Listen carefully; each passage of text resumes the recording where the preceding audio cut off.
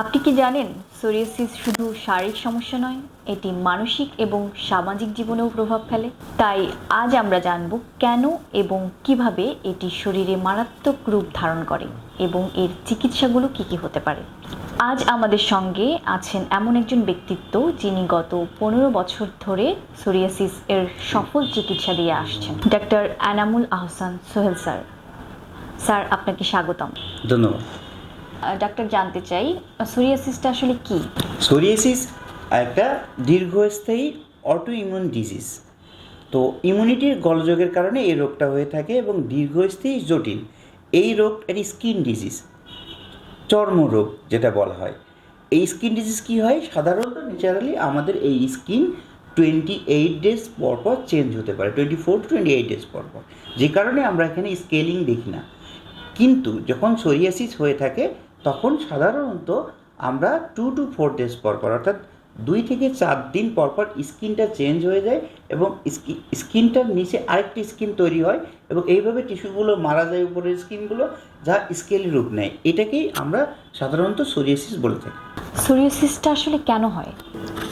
Psoriasis কেন হয় এটা বলতে গেলে আমি প্রথমেই আপনাদের ডেফিনিশনের সময় বলেছিলাম, ইটস অটো ইমিউন ডিজিজ। মানে অটো ইমিউনিটির প্রবলেমের কারণেই সোরিয়াসিস হয়ে যায়। অর্থাৎ ইমিউন সিস্টেমের যখন কোনো গোলযোগ হয়, অর্থাৎ ব্যাকটেরিয়া, ক্ষতিকারক ব্যাকটেরিয়া, ভাইরাস ধ্বংস করার কথা রোগ প্রতিরোধ ক্ষমতার কারণে, সেটা যখন না হয় তখনই এই টাইপের রোগ হয়ে যায়। অর্থাৎ আপনার কোষগুলো যেটা নর্মালি হবে সেটা না হয় ভুলবশত বেশি বেশি গ্রো হয়ে যায়, তখনই আপনার সোরিয়াসিস হয়। সোরিয়াসিস এছাড়া হয় বংশগত কারণে হয়। বংশগত কেমন, আপনার বডি, বাবা মা কিংবা দাদা দাদি কিংবা বংশের কেউ থাকলে সেখান থেকে সোরিয়াসিস হতে পারে। সোরিয়াসিস হওয়ার জন্য কিছু ট্রিগার থাকে, আমরা বলি এটা হলো উদ্দীপক উপাদান। তার মধ্যে কীরকম, সে কারণেও সোরিয়াসিস হয়। তার মধ্যে একটা কারণ হলো অতিরিক্ত মানসিক চাপ বা স্ট্রেস, এটার কারণে সোরিয়াসিস হয়। তারপরে কোথাও আঘাত লাগলে, পুড়ে গেলে, কেটে গেলে বা খুব জোরে ছেঁচা খেলে বা ফ্রিকশন হইলে সেটাই হতে পারে। আবহাওয়ার পরিবর্তন, অর্থাৎ খুব ঠান্ডা, খুব গরম, বেশিরভাগ সময় বেশিরভাগ কারণেই ঠান্ডার কারণেই আমাদের সোরিয়াসিস হয়ে থাকে। এছাড়া সংক্রামক বিভিন্ন রকম ব্যাকটেরিয়া, ভাইরাস, এইসব রোগের কারণেও, ভাইরাসের অ্যাটাকের কারণে হতে পারে। এছাড়া কিছু ওষুধের পার্শ্ব প্রতিক্রিয়ার কারণে হতে পারে। কিছু ওষুধ পার্শ্ব প্রতিক্রিয়া বলতে আমরা কি বুঝাই, অনেক ওষুধ আছে যে ওষুধগুলো খেলে আমাদের সোরিয়াসিস আরও বাড়তে থাকে। তার মধ্যে আছে যে স্টেরয়েড শুরু করছিল, স্টেরয়েড খেয়ে তাকে দমিয়ে রাখছিল সোরিয়াসিসকে, হঠাৎ করে স্টেরয়েডটাকে বন্ধ করে দিলে সেই সোরিয়াসিসটা আরও বেশি ট্রিগার করে। এছাড়া থাকে ধূমপান বা মদ পান বা কোনো ড্রাগ করলে সেখান থেকে হতে পারে। এছাড়া অতিরিক্ত মোটা হয়ে গেলে বা অস্বাস্থ্যকর খাবার খেলে এবং পারিপার্শ্বিক পরিবেশের কারণে আমাদের হয়ে থাকে সোরিয়াসিস। এইগুলো কারণে মোটামুটি আমাদের সোরিয়াসিস। সোরিয়াসিস কি তাহলে ছোঁয়াচে কোনো রোগ? অবশ্যই সোয়াসের না। আমি আপনাকে আবার মনে করেছি সোরিয়াসিস অবশ্যই সোয়াসে না। এটা অনেক ভয়ঙ্কর আকার রূপ ধারণ করে, যখন স্ক্রিনে দেখে আমরা অনেকে ভয় পাই, তার কাছে যেতে চাই। এটা আমি ডক্টর এনামুল হাসান সোহেল আপনাকে বলছি, এটা কোনো ধরনের সোয়াসে না। আচ্ছা ডাক্তার, সোরিয়াসিসের সাধারণ যে লক্ষণগুলো আছে সেগুলো কি কি? সাধারণত আমরা কোন লক্ষণগুলো দেখলে বুঝতে পারবো যে আসলে আমাদের সোরিয়াসিস আছে? তারপরে স্কেলিং, অর্থাৎ আপনার সিলভারি স্কেলিং।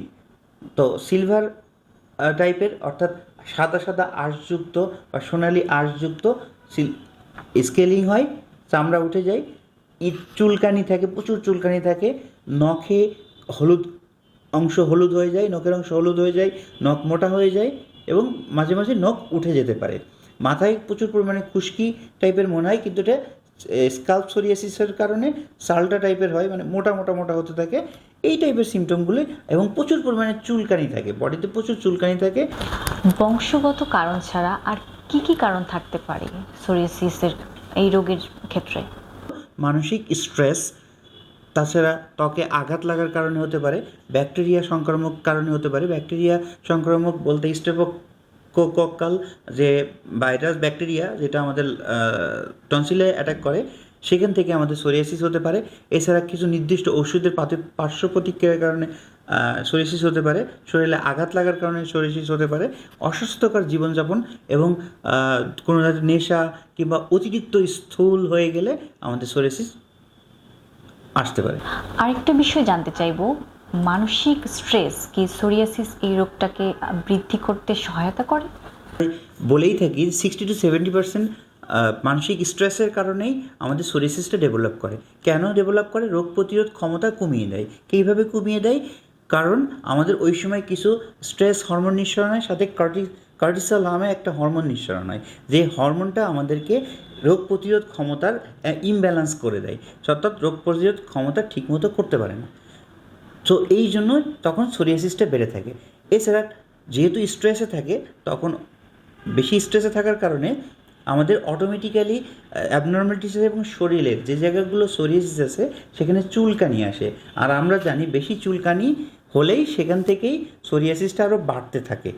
এছাড়া আমরা এই যে স্ট্রেস বা মানসিক চাপের কারণে আমাদের অনিদ্রা বা ক্লান্তি আসে। যখনই অনিদ্রা বা ক্লান্তি থাকে তখন আমাদের বডি হিলিং করার সুযোগ পায় না। এই জন্য আমাদের ধরেই নিই যে স্ট্রেসের কারণেই আমাদের সোরিয়াসিসটা বেশি বাড়ে। সোরিয়াসিস যদি মানসিক স্ট্রেসের কারণে হয়ে থাকে, তাহলে এক্ষেত্রে আমরা এটা থেকে কিভাবে পরিত্রাণ পেতে পারি? এই জীবন থেকে আমরা স্ট্রেস বাঁচতে পারবো না, স্ট্রেসকে মেনটেন করা শিখবো। মেনটেন করতে গেলে আমরা কি করতে পারি? আমরা সোরিয়াসিসের কয়েকটা নিয়ম শেখাই দিই। তার মধ্যে একটা মেইন নিয়ম থাকে যে স্ট্রেস থেকে মেনটেন করা। অর্থাৎ কীভাবে? আপনি প্রতিদিন সকালে উঠে একটু এক্সারসাইজ করবেন, হালকা করে এক্সারসাইজ বা হাঁটতে যাবেন। এরপরে এসে আপনি ব্রিদিং এক্সারসাইজ করতে পারেন।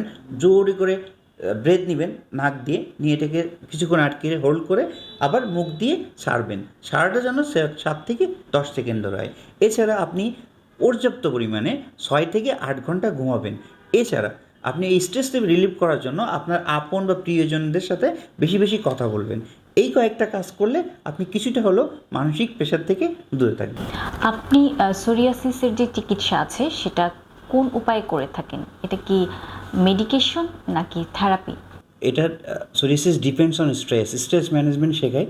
দেন আমরা ট্রিটমেন্ট করি হোমিওপ্যাথিক মেডিসিনের মাধ্যমে, এবং আমাদের মাঝে মাঝে দরকার হলে আমরা ডার্মা হিল নামে একটা থেরাপি দিয়ে থাকি।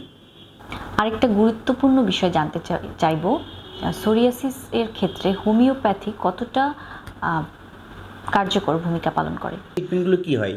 হয় রোগের বেসমেন্টে হয়, অথবা ভাইরাস ব্যাকটেরিয়া ওই বেসমেন্টে হয়ে থাকে। কিন্তু আমাদের হোমিওপ্যাথি কখনোই কোনো ট্রিটমেন্ট ডিজিজ বেসমেন্ট বা ভাইরাস বেসমেন্ট ব্যাকটেরিয়ার উপর ডিপেন্ডস করে হয় না। এটা সিমটোমেটিক, টোটালিটি অফ সিমটোমের উপরে হয়ে থাকে, অর্থাৎ এটা ইমিউনিটির উপর কাজ করে। আর সোরিয়াসিসটা কি? It's also another auto immune disease, মানে এটাও ইমিউনিটি রিলেটেড প্রবলেমের কারণে হয়ে থাকে। সো হোমিওপ্যাথি এই কারণে এই সোরিয়াসিসকে প্রথমে থামাই, দেন গ্র্যাজুয়ালি ডেভেলপমেন্ট করে ভালো করার চেষ্টা করে। সো আমরা আশা করি অবশ্যই হোমিওপ্যাথি খুবই কার্যকারী, কিন্তু সেটা অবশ্যই রেজিস্টার্ড ডক্টর হতে হবে, না হলে ভুলের কারণে হতে পারে মেডিসিনাল অ্যাগ্রাভেশন, হতে পারে দুর্ঘটনা। সো হোমিওপ্যাথি অবশ্যই সোরিয়াসিসের উপরেই খুবই কার্যকারী। এর কোনো পার্শ্ব প্রতিক্রিয়া আছে কিনা? হ্যাঁ, হোমিওপ্যাথির কোনো ধরনের সাইড ইফেক্ট নাই আমরা বলি, কিন্তু কোনো কোনো সময় এটা মেডিসিনাল অ্যাগ্রাভেশন হয়। সেটা যদি মেডিসিনাল অ্যাগ্রাভেশন টাইপের কিছু হতে চায় সেগুলো, কিংবা এটা অবশ্যই ডক্টর এটা মেনটেন করতে পারে। কিন্তু আমরা যেটা বলি সাইড ইফেক্ট বলতে, একটা মেডিসিন খাইলে অন্য কোনো অর্গানে আবার এফেক্ট করে, ওরকম কোনো ধরনের সাইড ইফেক্ট হোমিওপ্যাথিতে নাই। থেরাপি অ্যান্ড মেডিকেশন এই দুটো কি একসাথে শুরু করা যাবে? এটা একটা ভালো কোশ্চেন করছেন। থেরাপি এবং মেডিকেশন একসাথে শুরু করা যায় কিনা, এটার অ্যান্সার হলো যে এটা আপনার পরিস্থিতির উপর ডিপেন্ড করবে। আমরা প্রথমেই চেষ্টা করি মেডিসিন দিয়ে স্টার্ট করা, এরপরে আপনার সোরিয়াসিসের ডিপেন্ডের ওপরে খুব বেশি যদি এক্সপ্যান্ড হয়ে যায়, দ্রুততা থামানোর জন্য আমরা থেরাপিটা অ্যাড করতে বলি। সো থেরাপি এবং মেডিকেশন একসাথে স্টার্ট করা যায় এবং সেটা মেনটেন করা যায়। সর্বশেষ আরেকটা জিনিস জানতে চাইবো, যারা বহু বছর ধরে সোরিয়াসিসের চিকিৎসা নিচ্ছেন কিন্তু কোনোভাবেই পরিবর্তন হচ্ছে না, তো তাদের চিকিৎসাটা নতুনভাবে কিভাবে শুরু করা যায়, আপনি এই সম্পর্কে যদি কিছু বলতেন। কোশ্চেন করে মানে এটা অনেক বছর ধরে ভুগে। সোরিয়াসিস যখনই আসে তখনই আমাদের কাছে কোনো কোনো রোগী 20 বছর ভুগে আসে, 2 বছর 3 বছর 5 বছর সকল ট্রিটমেন্ট করে আমাদের কাছে আসে, এসে বলে যে আমি এটা 1 মাসের মধ্যে ভালো করতে পারবো কিনা। এই কোশ্চেনটা আমরা খুব বেশি সম্মুখীন হই। তো এই টাইপের রুগীদের ক্ষেত্রে বলছি, যারা দীর্ঘদিন ভোগে তাদের মন থেকে স্থির করে আমাদের এখানে ট্রিটমেন্ট করে যদি করা হয়, হোমিওপ্যাথি নিয়ে ট্রিটমেন্ট করা হয়, তাহলে তারা আগে দেখতে হবে তাদের ইমিউনিটি ঠিক মেনটেন করে কতটা রোগটা থামানো যায়, তারপরে কতদিনে ভালো হয়। ভালোটা আমরা ফিক্সড বলা যায় না, কিন্তু আমরা যখন থামিয়ে দিতে পারি তখন আমরা খুব আশাবাদী হই। সো কেউ যদি 20 বছর ভুগে বা 10 বছর ভুগে 15 বছর ভুগে আশা হারিয়ে ফেলেন, এই আশা হারানোর কোনো সমস্যা নেই, আশা হারিয়েন না। অবশ্যই এটার সাপোর্ট আমরা হয়তো আপনাকে দিতে পারবো। ধন্যবাদ আপনার মূল্যবান সময়ের জন্য। ধন্যবাদ।